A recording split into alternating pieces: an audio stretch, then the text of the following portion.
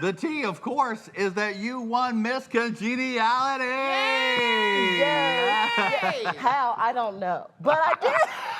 I'm so happy. I definitely did not expect it. In my family, we do not aspire to be Miss Congeniality. I don't know if y'all caught that quote. Yeah. But, but yeah, I didn't expect it, especially after like cussing out half the room. But she got it. She got it. Yeah. I mean, did you think when you had that famous quote of fuck you, fuck you, fuck you, fuck you, fuck you, that you would one day be accepting the trophy for the nicest? I definitely said I better buckle up because I better have to win this competition if I want anything now. Because I was like, congeniality is out now. But here it was. Now, what was your reaction when you won? Disbelief, joy? It was, oh my goodness, it was like all like, I was tearing up on the inside really, really bad. I was like, oh my God, really? Like, it was so like disbelief, like you said. I didn't believe it was happening.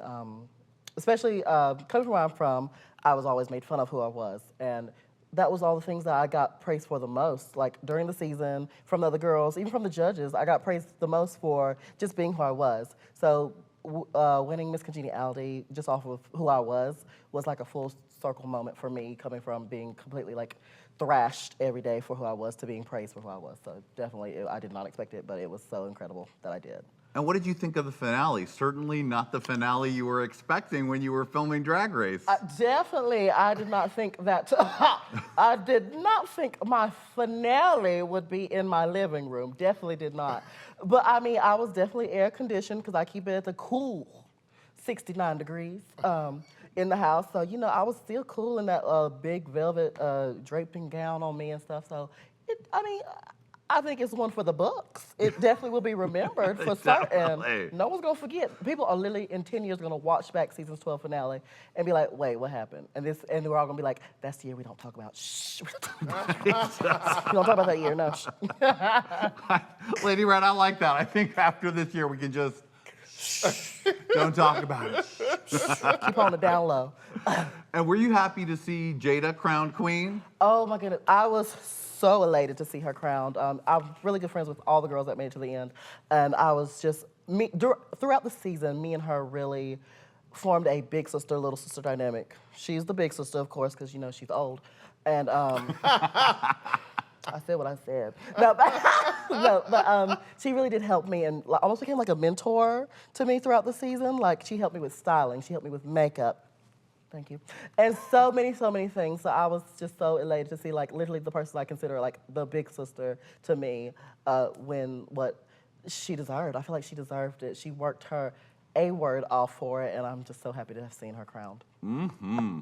Put your hand up. We would normally touch hands, but now there's a plexiglass screen between us, so we'll reach out, and we're about to go back in the time machine. Whoa! Wow, here we are, Heidi. Oh, we're in Ramsor, North Carolina. Oh, the time machine is still going, okay. Oh my God, I thought we got out. We're here now, Heidi, we're here. Oh, and look, there's little Heidi running through the field. She's jumping and playing. Like a gazelle. Now, what were you like as a kid, Heidi? Oh goodness, like a kid, I was definitely like the flamboyant one, the out there one, because I'm from the country. I'm from like a really small country town.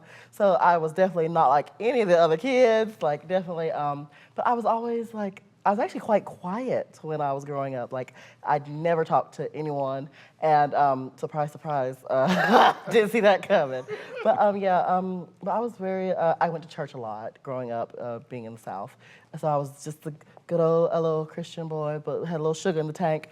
So yeah, but everybody knew. But yeah, I was definitely way different from where I am now. Uh-huh. Yeah. Now, you lost your mom when you were really young. Tell me about that. Yeah, my mother, she had an aneurysm right before my second birthday.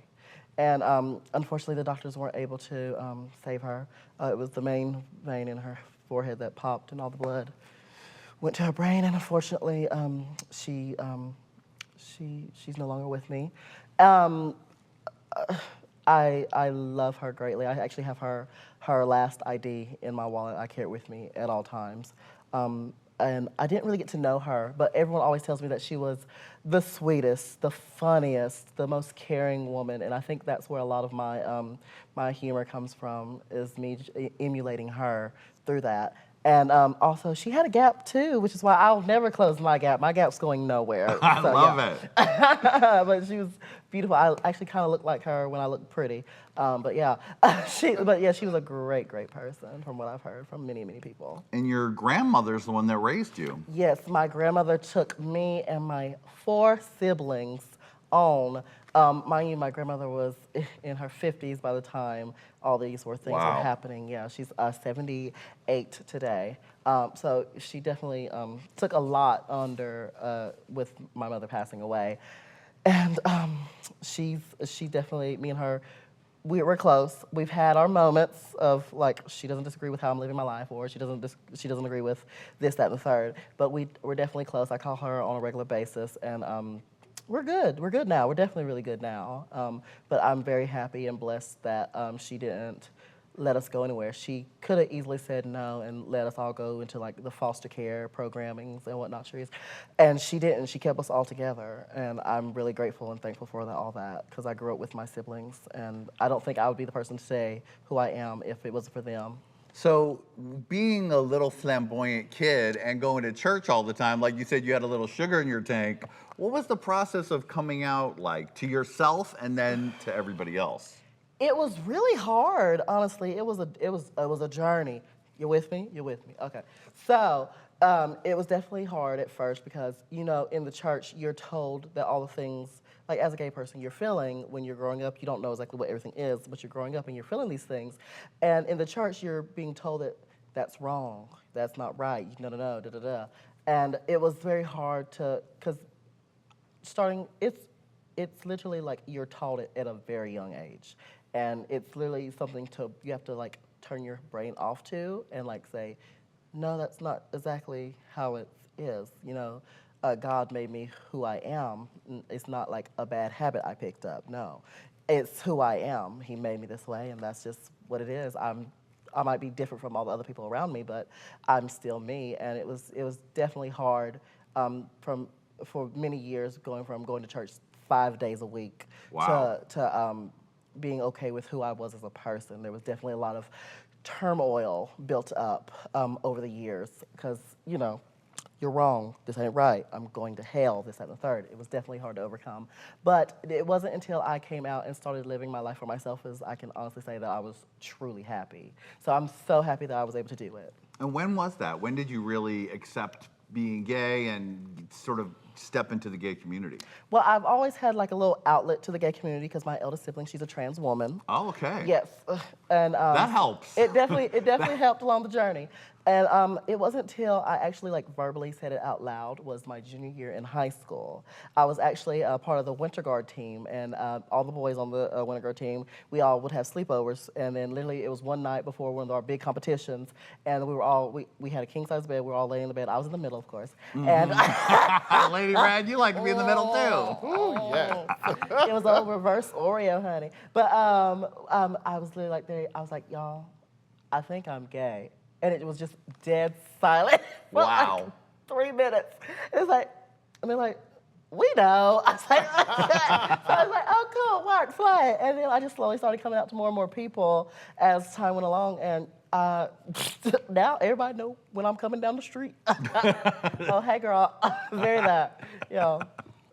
Now, when did drag start to tip into your life? Like, what was your first exposure to drag? Well, actually, my first time ever seeing like anything drag related was the show Drag Race.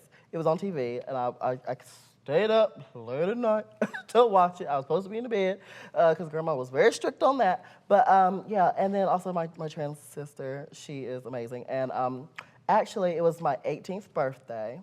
It was after my 18th birthday. It was right going to her. God, was it her 36th birthday? Ooh, she gonna kill me. Ooh. She gonna get my ass for that one. But it was her birthday, and I had just turned 18 like 3 months prior, and I'd never been out to the club or anywhere. And she was having a birthday show at the club that we were going to. She was like, come on out, we're gonna have fun, we're gonna have a kiki or whatever, this, that, and the third. So I came out and I saw the show, and I was like, oh my gosh. I could do that. I want to do that. And then I started gathering all my things. My mentality was to getting together. I was getting a garment ready. And then a couple months later, there she was on stage doing her first talent show, living her best life. Now, it's a famous story of the name Heidi in Closet, but give it to us one more time. Okay, so what had happened was, being from the small country town that I am from, there's a lot of men who were like myself, grew up very Christian, religious, very, very that. And being the out gay man that I was, very delicate and soft and supple looking that I was, a lot of them were closeted and they would always hit on me and try and get my goodies. And I'd be always like, no, there's no reason to be hiding in the closet.